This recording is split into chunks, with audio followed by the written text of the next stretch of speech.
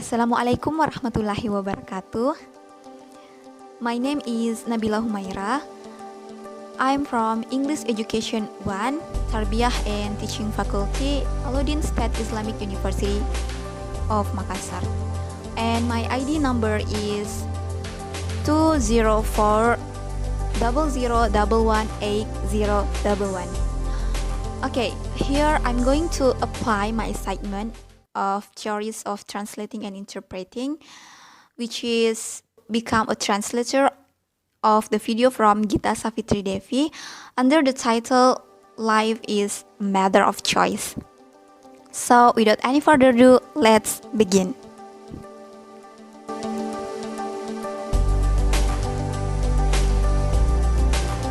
Dari kita kecil sampai kita gede, setiap hari, setiap jam, setiap menit, bahkan setiap detik, kita itu selalu dihadapkan sama pilihan yang membuat kita itu harus bikin keputusan.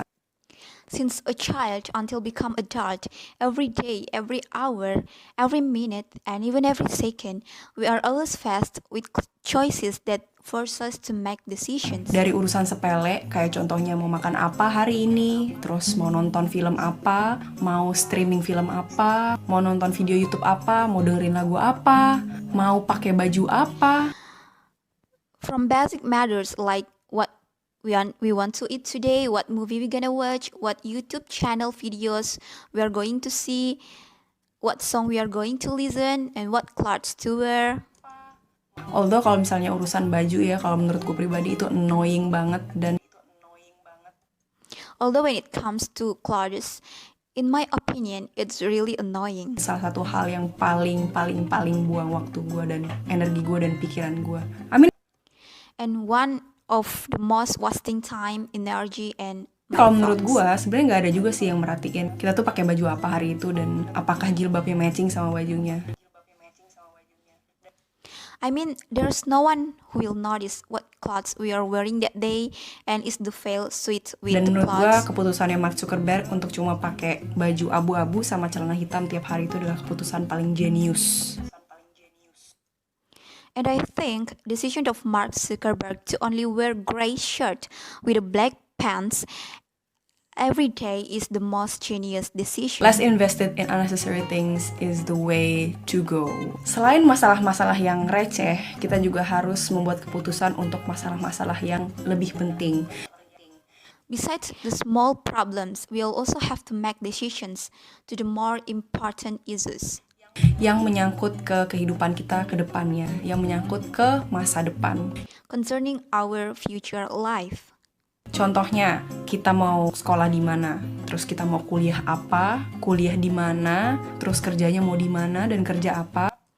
For example, where we are going to school, what major we are going to take, where do we go to college, where we are gonna work, and what kind of job. Terus apakah kita mau nikah atau enggak, terus nikahnya juga mau kapan, habis itu apakah kita mau langsung punya anak atau nunda atau enggak punya anak sama sekali. Are we gonna getting married or not? And when should we have children or postpone or nothing at all? Decisions over decisions. Decisions over decisions. Gue mau cerita. Jadi waktu dulu gue lulus SD, gue itu disuruh masuk ke suatu SMP. So I'm going to talk. Before I graduated from elementary school, I was taught to enter secondary school, Yang katanya SMP yang bagus gitu di kecamatan gue. which is basically a good school in my district. Pas lulus SMP, gue disuruh masuk ke SMA yang ini, soalnya katanya SMA ini bagus. When I graduated from secondary school, I was taught to go to high school since that was a good school. Terus pas kelas 2 SMA, gue disuruh masuk IPA.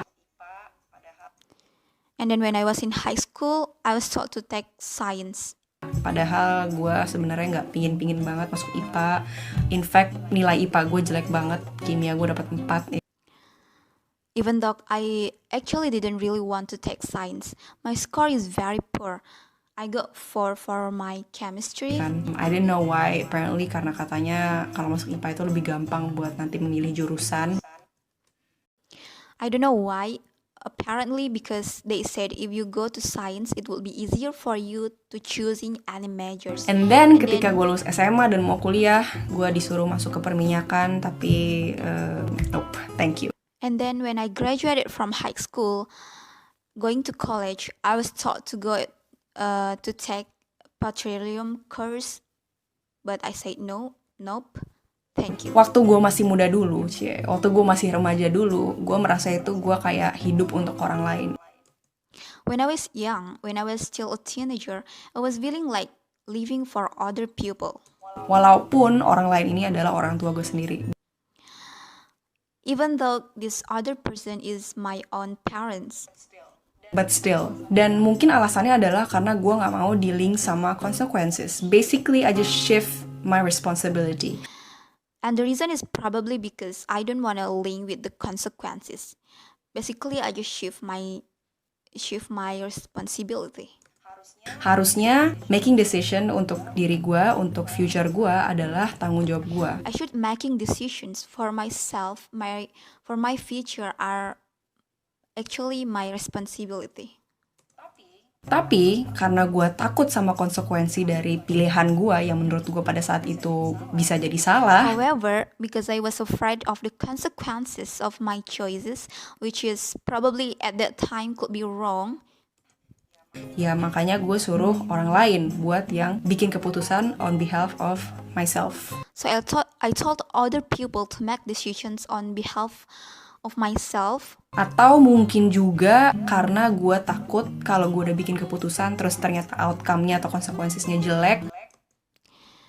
Or maybe because I was afraid that I had made a decision then it turned to a bad outcomes or bad Orang tua gue akan consequences. balik nyalain gue lagi.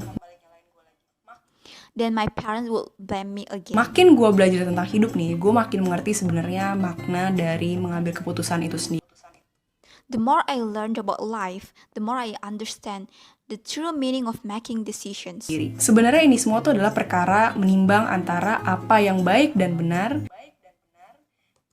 Basically, this all the matter of weighing between what is good Dan apa yang maunya kita and right and what we want. baik dan benar. Dan untuk dapetin jawabannya, gather information, banyak-banyakin referensi. Referensi ada banyak banget. And to get the answer, we have to gather information, references. There are a lot of references.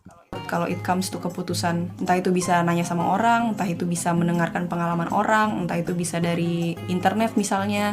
When it comes to decision, probably we can ask people listening to their experience, internet.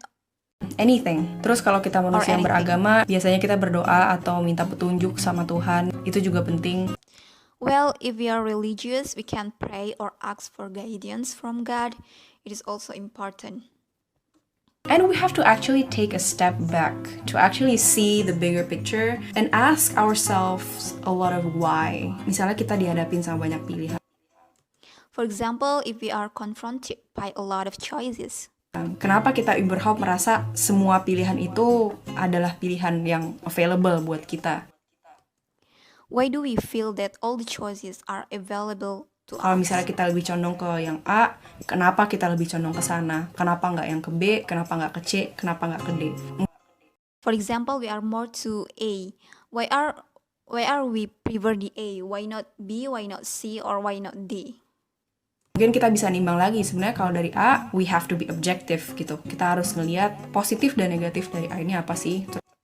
Maybe we can weigh it. Let's say for the A, we have to be objective. We gotta look at what is basically the positives and negatives of today. Terus we do the same thing to the other option, like B, C, D, and etc. Dan yang paling penting nih, kalau menurut gue, dalam pengambilan keputusan, si manusianya harus percaya diri. And the most important for me in making decision, the human must be confident. There is no such thing as a bad consequences in my opinion. It's just a matter of perspective. Dan ngerendahin ekspektasi kita sama outcome yang akan kita terima. Terus mendefinisikan sendiri apa sih sebenarnya good and bad consequences itu. And underestimate our expectations with the outcomes that we will receive and redefine what is actually good and bad from the consequences. Dan apa sih sebenarnya kesuksesan dan kegagalan itu. And what is success and failure exactly is. But the main thing is, whatever decisions we are going to make, we have to own it. Karena kita bertanggung jawab atas hidup kita sendiri. Because we are taking responsibility for our own life. And there is nothing more pathetic than living like a coward. Karena at the end of the day, keputusan apapun yang kita bikin, Because at the end of the day, no matter what decision that we take, dari itu A atau B, it will lead us to a completely different path. Dan maybe it is A or B, it will lead us to a literally different path. apapun konsekuensinya nanti, baik atau buruk, semua itu akan membuat kita menjadi manusia yang lebih baik lagi. And no matter what decisions is it, either is it good or bad, everything will make us to a better person. Segitu aja video dari gua, sampai ketemu di video selanjutnya. Adios. Well, that's all my video. See you in the next video.